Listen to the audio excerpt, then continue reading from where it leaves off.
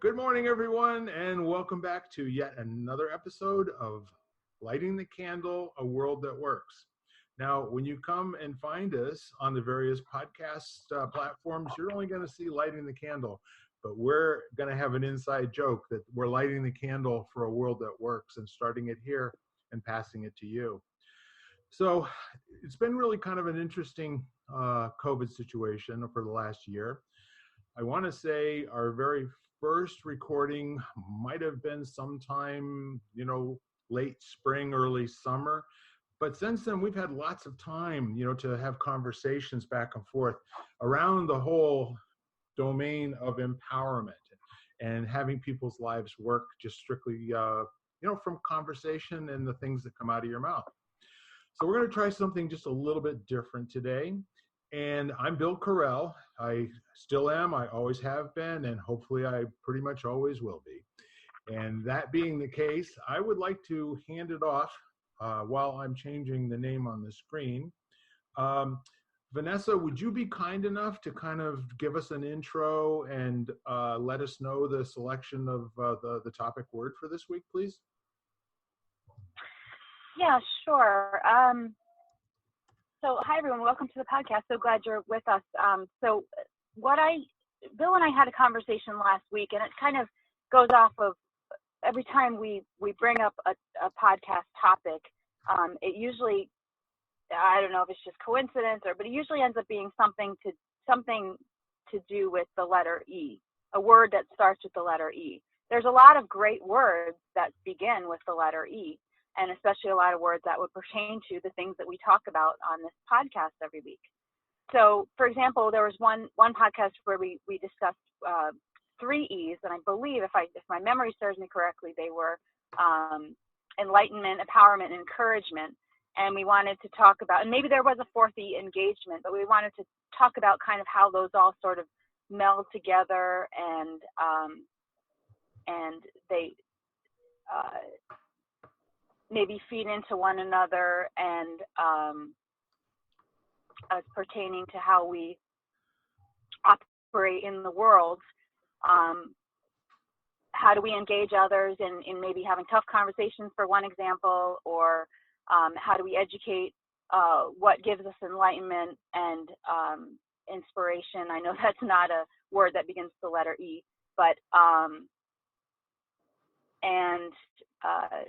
and generally, so just going along those lines. So anyway, so we thought, well, let's try this. And I was tasked with the duty of putting together a list of words that begin with the letter E. And so I've come up with, I think at least 25 words. And so we have a lot to work off with. And, maybe if we were to use 1 or 2 of those E words every week and just see how everybody's own personal experiences pertain to the topic and what we can all contribute on the podcast. So this week, when we were searching for a topic, I came up with the word edification. And I will share that we do each take turns. Usually Bill is the one who chooses the topic, but we do each take turns. Each person on the podcast getting to choose a word. So edification, I could tell you that there's some synonyms. Maybe some people think of the word edification as, maybe how we're educated, but it's a little bit more than that. I know some synonyms or near synonyms for edification. I have a list in front of me, and I'll just read it off to you. Are culture, enlightenment, improvement, education, knowledge, learning, literacy, maybe even scholarship. And again, these are getting further away from the actual word's definition, but because we've even got reading and bookishness. But then we come back to awareness, consciousness, realization, absorption, assimilation, digestion, uptake, appreciation, apprehension. And I'll stop there. So what I get from that list is that edification is I know I've heard it very often used in the spiritual context, and before I go farther, Bill, did I go past the introduction? Do you want me to leave it off there so you can continue? I'm going to Or do you want me to reiterate continue with what I'll reiterate one of the fundamental rules of this podcast. You cannot do it wrong. Okay. The only way you can do it wrong is if you're not having fun. If you're not having fun, then you're doing it wrong. But other than that, you're killing it. Okay. Okay, great. So I just didn't want to talk and talk and talk and talk. I didn't know if you just wanted me to give the introduction and then leave it there. So sure. You're welcome to pass the baton anytime it feels natural. Okay, sounds good. So I'd like to share a little bit how I came up with the topic. So like I had mentioned, I hear it used a lot in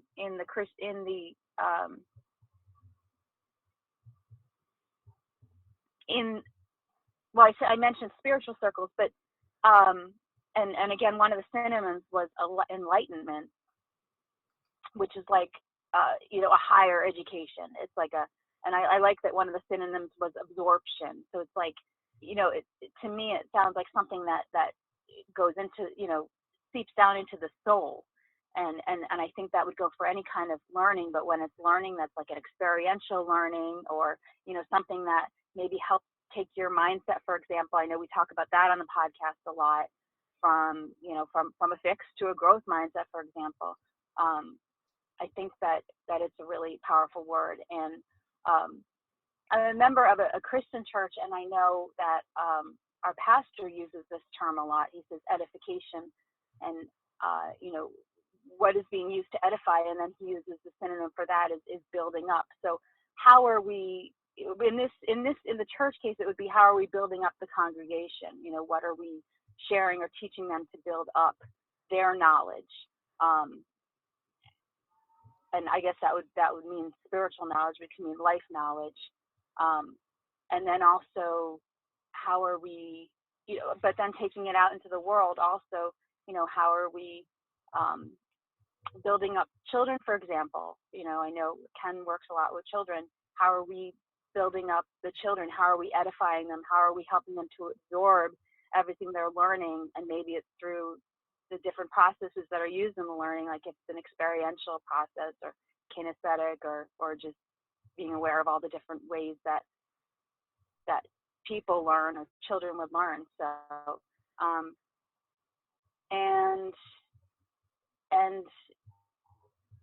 but I like the term building up. So how are we building up ourselves? And maybe it pertains to more than spiritual. Maybe it's, how are we building up ourselves, in life? What experiences are we learning from, and what are those experiences coming from? And then I remember one of the questions I asked was where do we look to be edified? So I will leave it there. So thank you. Great work. What do you do for a living again? I am a freelance writer. I've done marketing copywriting, but I'm a freelance writer, and the subjects I love to write about are sustainability, spirituality, and the human condition. You're also a black belt researcher, and thank you very much for setting. So I love what we talk about. Yeah. On the podcast. Yep. Good. So who would like to go next? Lisa. Lisa, is that a term you use very much? Edification or edify or? No, not really. And I am, even in my spiritual world, I don't hear it that much either. It's a good word. And there are a lot of synonyms for it. And I'm sure people are doing it and just not even are aware of it. I think when she said absorb, I like that term too. Going through once I got into a spiritual and motivational self aspect, I just observe. I kind of absorbed what I listened to. And when I did look it up, there's a triangle for edification, which is you, a friend, and an expert. So I think regarding the expert, most people are doing that all the time, whether it's reading a book or, especially in this Zoom world, it's interviewing an expert so that the rest of the audience can. So that also, so you invite the expert, that makes you look like, that builds up trust, which is another part of edification, and it enlightens your audience, proves that you are have trust, or at least the ability to bring experts on to help people. So edification, I think either reading a book, that's how I basically started, and then going places, listening to lectures. Traveling can even be edification. There's a way to learn from everything. I think the other aspect of it is people that, and there's everybody has them in their lives where they are stuck, they are, and they just say, this is how I am, or I don't know how to change that.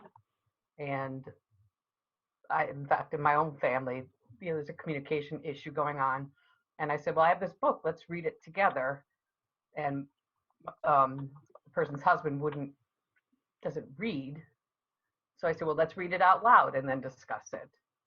So there's ways to improve people, or even if they have blocks up, seeing that they're not looking ways to improve it, just staying stuck where they are. So I think that's where the world is hurting right now, is because everybody's either staying stuck or getting mad in their stuckness and trying to convince others to their way of thinking. But so there's so many ways to use that word and apply it. But that's my 2 cents. Ken, do you have anything? I'll jump in if you don't. Go ahead, jump in first. I'm still absorbing. So here's the interesting part of this.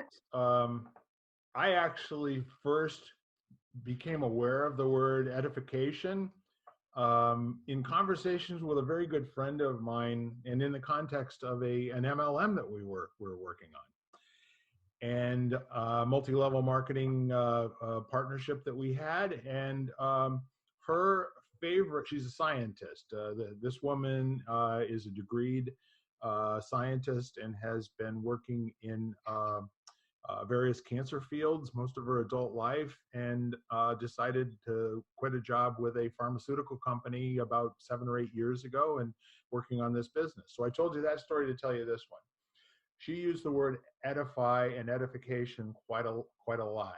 And English is her second language. She was born Chinese, and she actually immigrated to the United States in her late teens. And what she had to teach me what edification was, because I had read it in scientific journals, but I hadn't heard it. That word's not used in either the Catholic Church all that much as I was raised, or necessarily in the Episcopalian Church either. They had other words that were very much similar, but what they're talking about here is actually, it's the action of instructing and improving someone, especially in moral and religious knowledge, with the idea that it's uplifting, which makes it and puts it in the domain of having a conversation about what something is and what something isn't. Okay, so when you are edifying, you're basically taking a conversational approach, as we do every week here with different words, and we start to talk about what they are in our own life and give expressions of that. But the whole idea of edification is when there are two people and one person has more mastery in the definition of a particular domain or topic or word, that they are imparting definitions, they are imparting similes and metaphors and all of those sorts of things, so that the other person has an understanding. And then when they are completely edified, they're able to recreate that complete edification with the person who has been instructing them. Very powerful. This is one of those ways that you get to be able to pass verbally cultural and iconic conversations that may or may not be explicit when you see them in the printed word. Okay.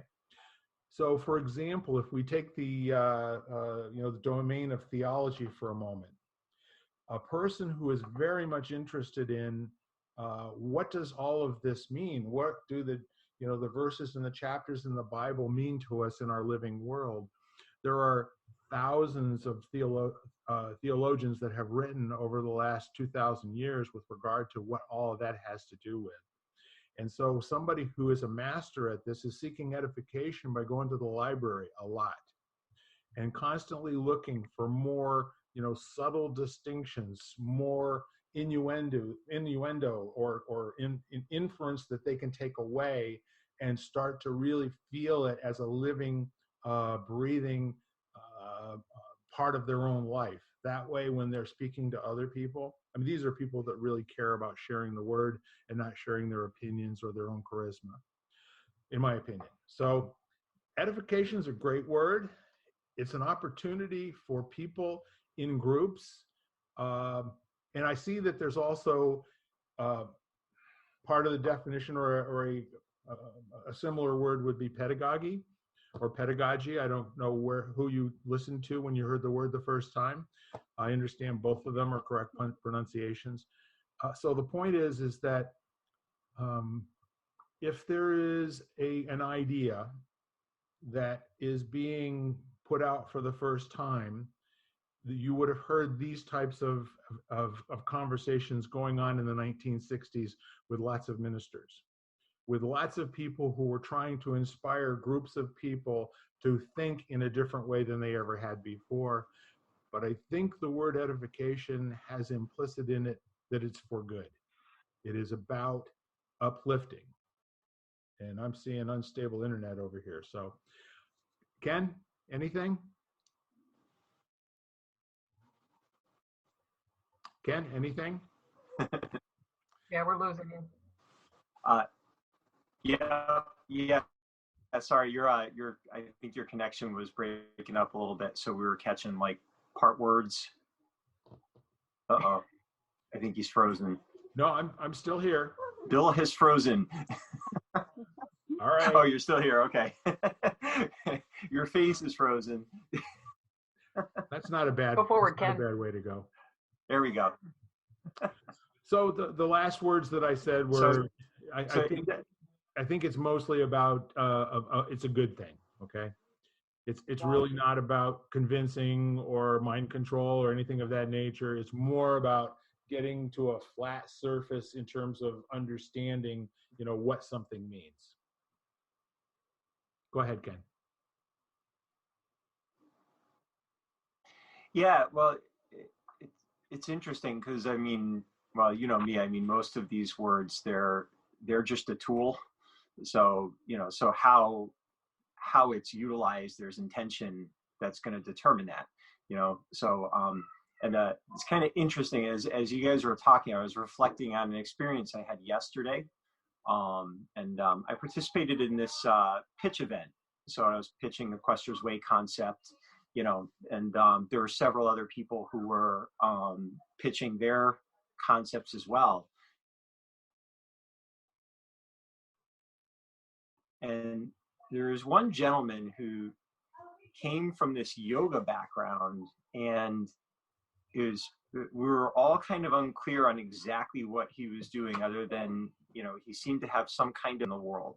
And he's talking about doing it through books and doing it through this and that, and how he's got it all developed and it's all in place. And what was interesting about it was he was being asked questions that were very respectful to just simply understand what it was he was saying. And his responses were very kind of curt and almost frustrated with our inability to just understand what he is seeing so clearly. So in this case, there was almost it was really interesting to me, because here's someone who was coming from a place of this kind of Taoist, spiritual, holistic, enlightened place, which, from the mentors that I've had, generally speaking, if someone's telling you how enlightened they are and your job is to catch up, they're probably not actually there. So, and it's not, I'm sure that what he was doing was really amazing. It was interesting.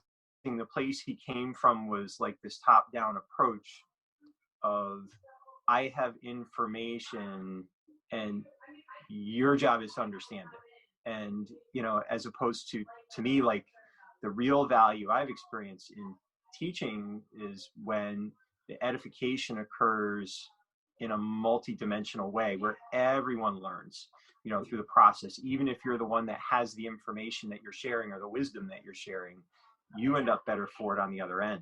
So, so I think that there's an interesting question that you can ask when you're in the process of thinking about edification. It's, who am I and who are they? And before you start, who am I going to be right now? Am I someone that's going to lecture and tell them the way it is? Or am I someone that's going to share, like some information that might be useful while also being aware and awake to how they receive that and what they return back to me that may actually change and evolve my own view at the same time. Make sense? That may actually be going into another set of words, where the responsibility and where there's actually edification taking place is when the speaker is instructing and it's being understood by the other person. So this word has a kind of a really cool, and by all means, Vanessa, jump in if you disagree. This has kind of a cool meaning to it, in which it's like two friends talking to each other. And the first question that comes from the edifier is, what do you want to know? As opposed to diving in and, what do you think you know about this topic? Okay, well, that's pretty good. And how about this? So in terms of edifying, there may already be some understanding there, but it may not be complete and whole. And the job of the edifier is to give it three dimensions and to give it a reality and a palpability that person can then walk away. And that old conversation, what is it? Show me and I forget, or tell me and I forget, show me and I don't remember, or whatever it is. And then the third one is have me do it and I understand, So the process of edification, I think, is at that level where there's an exchange going on and real active listening on the part of the person being edified, as opposed to lecturing or instructing for no purpose. It's the whole idea is to uplift and add value to the person that you're speaking with.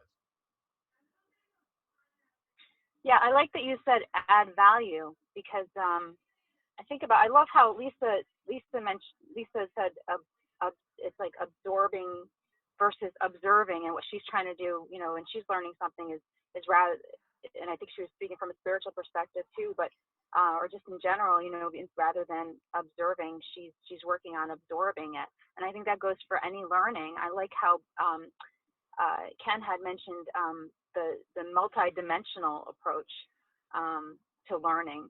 I think that's definitely the best way to absorb it. And then the definition that I had always grown up with, I don't know, maybe the Greek word for edification is build up, but is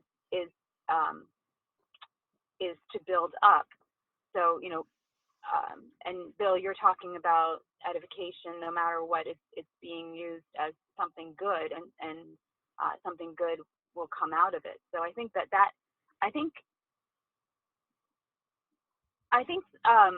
my opinion, based on everything that everyone shared, I love this conversation, and thank you for allowing me to bring this topic to the podcast today, is that knowledge is so valuable, and it can be obtained in so many different ways. And so if we think of edification as the way of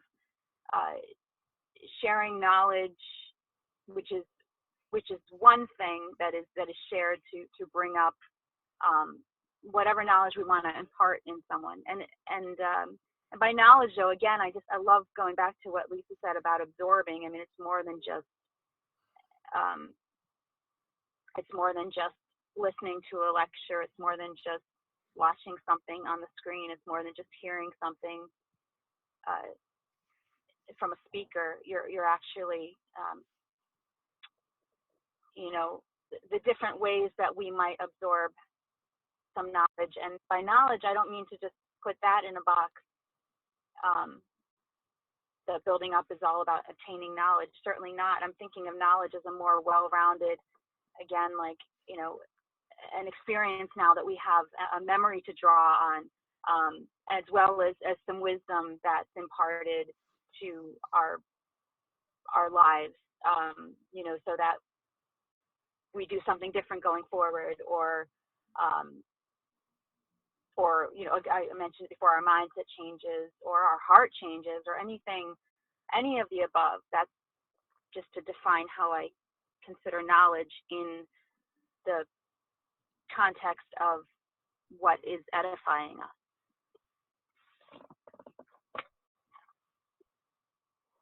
So here's a fun one.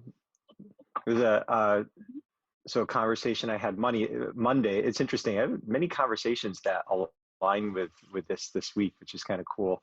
I was talking with someone about instilling a desire to be a lifelong learner, and I was talking with someone who's a very Zen individual, and has studied a lot, and their comment was, we already are lifelong learners. By nature, we can't not be. And he said, behind the clouds, the sun is always shining. And it was kind of interesting, because even anyone listening right now, you're learning. You're hearing things that you haven't heard in this way before. So there's a process of edification that's always occurring. We just don't necessarily remember that or notice it, as consciously. And it just struck me, there's a phrase we like to use that has helped us both in the learning process and in the teaching process, is the idea of mental alchemy. So, something new comes in, and then it mixes. It takes a few minutes, or it could take a year or whatever, but it mixes with all of the things that you've already experienced, all of who you are, all of the stuff that's come in, and something new is created. And if you're on the teaching side, the goal is to be patient. And once that new element has been introduced to the learner, give it space, and then be curious about what comes out. What's the new thing that's just been created, and when you're the learner, it's giving yourself space to not act or push back with what you already know, but let the new thing in enough that it can mix and move into something new. So I always liked that idea of mental alchemy as a way to just kind of remind ourselves to be patient, whoever we are in the edification process, and allow things to kind of, evolve, because we are always learning. So that process is ongoing till we die. It's kind of a cool way of thinking of it, I thought. Yeah, until you get strapped to a morphine drip, whichever comes first, right? Yeah. Lisa? No, I was thinking we could go to the A words now: alchemy, absorption. Mm-hmm. But assimilation. That's especially when you're working with there you go. Extraordinary vessel work, especially in the yin way. You talk about that a lot, assimilation, and how things are separate within us, and it's that assimilation of these things inside and outside that creates a balanced, holistic person. Yeah, that's another good A word. And I like how you said, or talk about, well, the alchemy is cool. But now I lost my train of thought. But my other train of thought was going to be in this modern world, this modern Zoom world, because when you're there with an expert at first, and these small breakout rooms give you the chance to talk in a smaller group and assimilate, or absorb or express yours and layer it into what you already know, like you were saying, you know, and then come out with something completely different or your own. And then you go back to the bigger group and some people share. So, that's what I was thinking. I love how you're saying we're always learning. I mean, we were born lifelong learners, and that's how we will always be. So Yeah. that was kind of cool. In this modern world I think we're constantly learning of new ways to find that new source for our new word here. Yeah, I constantly go back to thinking about the great duos in history where cultural essence is being passed from one generation to the next. You know, and I think about Plato and Socrates, and I think about Bruce Lee and his mentor in China, and the fact that he could come to the United States and create all the things that he did was because he became the teachings of his master. He actually took on the values of all of the work that they did together. And I think of that in terms of the mentors that I've had in my life, where I asked them questions about business over the last 40 years. And the answer that they gave me was from their own personal experience, and not necessarily the teachings of someone else, but every once in a while, it would be a gem that was being passed on from a mentor that they had 25, 30 years earlier. So all of that said, we're coming to the top of our hour here, and I'm hoping that you can hear what I'm saying. But is there anybody else who has something to kind of wrap things up here before we move on to the second segment? I have a question to start the second segment. Awesome. All right, so I'm going to say goodbye. Thank you at home for listening. We'll be back on the flip side with more interesting conversation for your enjoyment. You've been listening to Lighting the Candle, a world that works, part of the Exvadio Podcast Network. You can hear us at exvadio.com/podcasts, Apple Podcasts app, Google Play, Spotify, iHeartRadio, Stitcher, and wherever you find podcasts.